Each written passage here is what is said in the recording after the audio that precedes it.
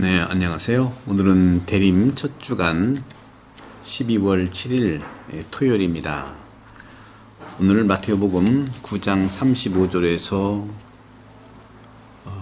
10장 1절까지 그리고 6절부터 8절까지인데 수확할 것은 많은데 일꾼은 적다 하는 말씀 다 아시는 내용이죠. 그리고 12사도를 뽑으셨어요. 예수님께서 12제자를 가까이 부르시고 그들에게 더러운 영들에 대한 권한을 주시어 그것들을 쫓아내고 병자와 허약한 이들을 모두 고쳐주게 하셨다.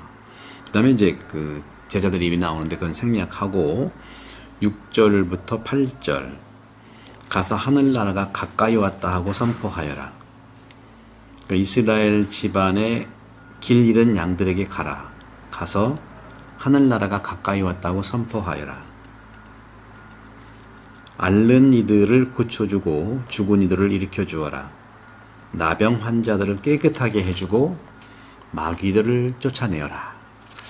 여기까지 말씀을 드릴게요. 그 다음에 듣긴 있는데 예수님께서는 모든 도시와 마을을 이렇게 다니셨죠. 오늘 그래서 복음의 주제는 대림시기도 그런 부분입니다만은 하느님 나라가 가까이 왔다. 그러니까 물론 여기는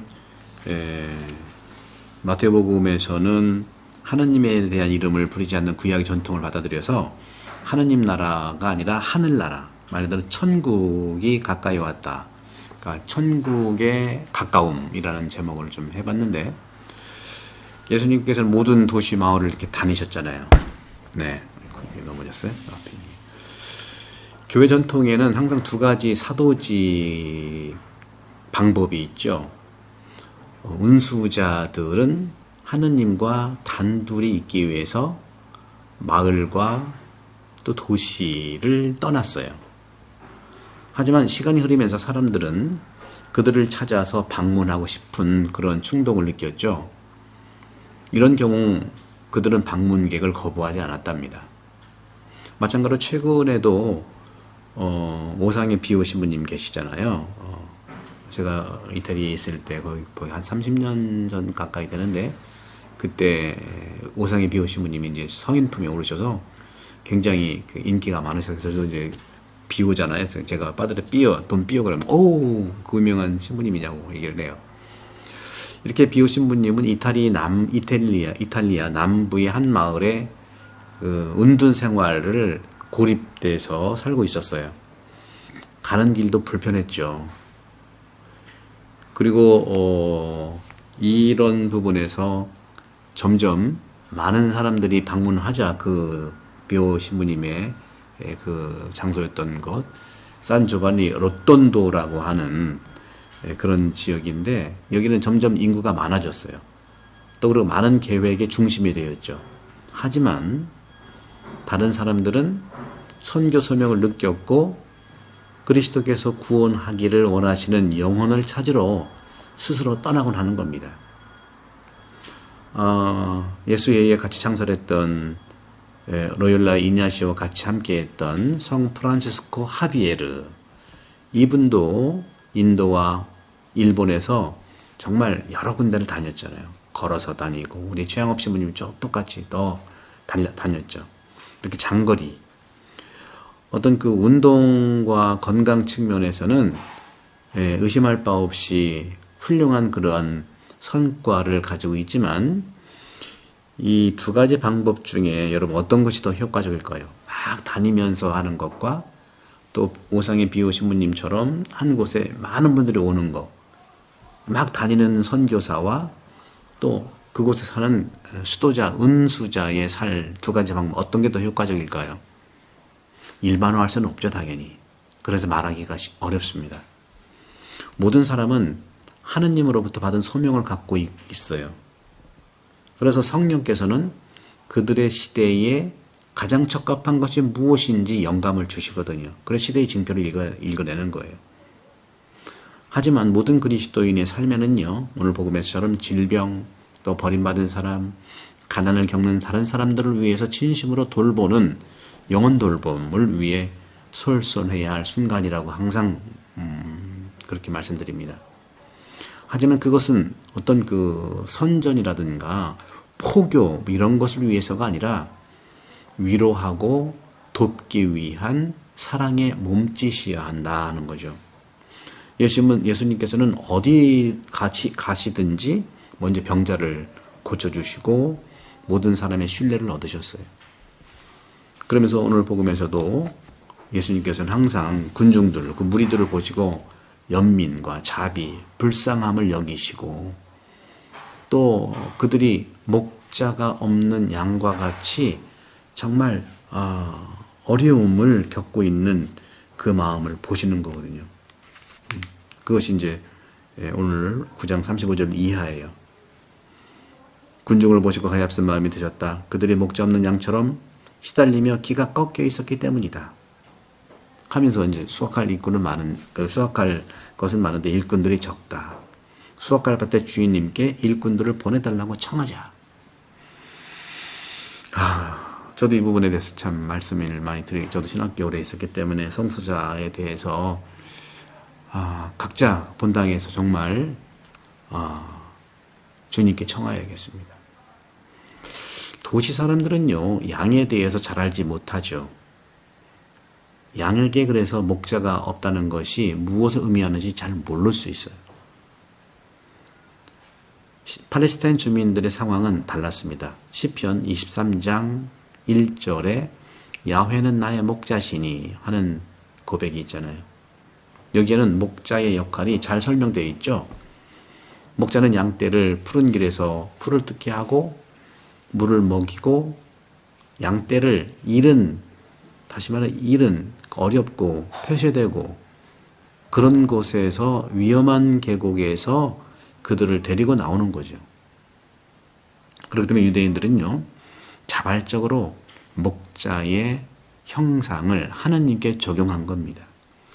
복음 안에서도요, 그리스도께서는 그 형상을 자신의 것으로 만드세요. 목자. 교부들의 강론에서는요, 목자라는 주제와 인류를 향한 하느님의 섭리가 같이 전개되고 있죠. 치루스의 테오도레토 교부는 목자의 비유와 배의 키잡이의 비유를 같이 결합해서 이야기하고 있습니다. 경험이 부족한 선원들은요, 낙담하고 폭풍우가 치는 동안 무서운 그런 상황 속에서 처해서 두려움을 갖고 있지만 숙련된 조타수를 보고 마음이 안정되고 마음을 진정시킬 수가 있는 거죠. 예수 그리스도께서는 친히 우리 인생의 배를 안전하게 항구로 인도하시겠다는 조타수, 최고의 조타수이죠. 그렇게 제안을 합니다.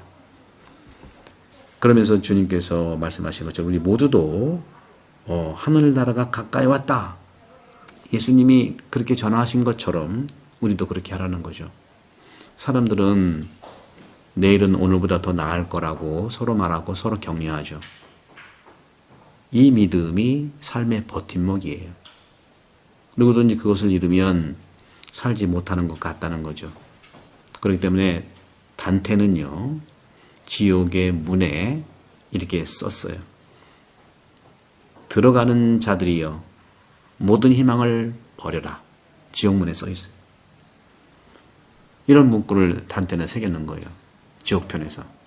반면에 천국은요, 모든 약속의 성취를 표현한 것이 바로 천국이에요. 유대인들은요, 자신들이 조만간 성취될 약속의 수호자라고 느꼈어요. 자신들이.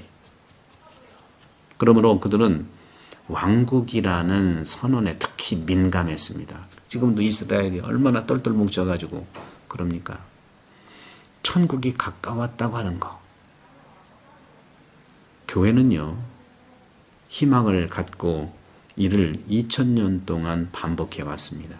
그렇다면 천국이 가까이 왔다, 하늘나라가 가까이 왔다는 표현을 우리는 어떻게 이해해야 할까요? 영성가들은 이 말에 다른 의미를 부여합니다. 천국은요, 가까이 있으니 누구든지 닿을 수가 있다는 거예요. 잡을 수가 있다는 겁니다. 그것은 내부적이기 때문에, 내적이기 때문에 가깝다는 겁니다, 여러분들. 멀리 있는 뭐 미국이나 저 화성이 아니에요. 하느님을 믿는 사람들의 영혼 속에는 이미 통치하고 있는 거예요. 내부적으로 가까우니까, 내면적으로 가까우니까 다가왔다는 거죠. 누구든지 닿을 수 있다는 거죠. 믿는 사람들 안에 이미 지배하고 있는 거예요. 그리고 그리스도의 몸을 받아들이는 사람은 이미 영생과 몸의 육신의 부활을 가지고 있기 때문에 그렇다는 거죠. 그러니까 눈이 열려 모든 것을 보고 믿는 사람들은 이런 거룩한 은혜, 은총의 충만함을 의미하는 것입니다. 사랑하는 교사님 여러분, 우리 대림식이 이제 첫 주 지났는데 예수님의 이 거룩한 탄생 앞서서 우리 본당은 12월 어제부터죠. 12월 6일부터 성탄 대림 시기를 준비하고 성탄을 맞이해서 영혼 돌봄을 위한 3주 기도 수업을 합니다. 12월 6일, 13일, 20일 오전 미사 후에 10시 50분부터 12시까지 3주 동안 하는데요. 바로 첫 주가 영혼의 정화 기도, 두 번째가 영혼의 성장 기도, 세 번째가 영혼의 성숙 기도를 통해서 우리 모두가 주님 준비를 잘할 수 있도록 하고요. 태안본당 아닌 분들도 오실 수 있으면 초대합니다. 그리고 유튜브로 올려드릴 테니까 예수님 탄생을 준비하는 대림 시기를 위해서 많이들 오셔서 12월 6일, 12월 13일, 12월 20일 오전 10시 50분부터 12시까지 70분 강의를 우리가 그 1년 준비했거든요. 우리 영성교육분과에서 함께 은혜롭게 되기를 기도합니다. 성부와 성자와 성령께서는 여러분 모두를 강복합니다. 감사합니다.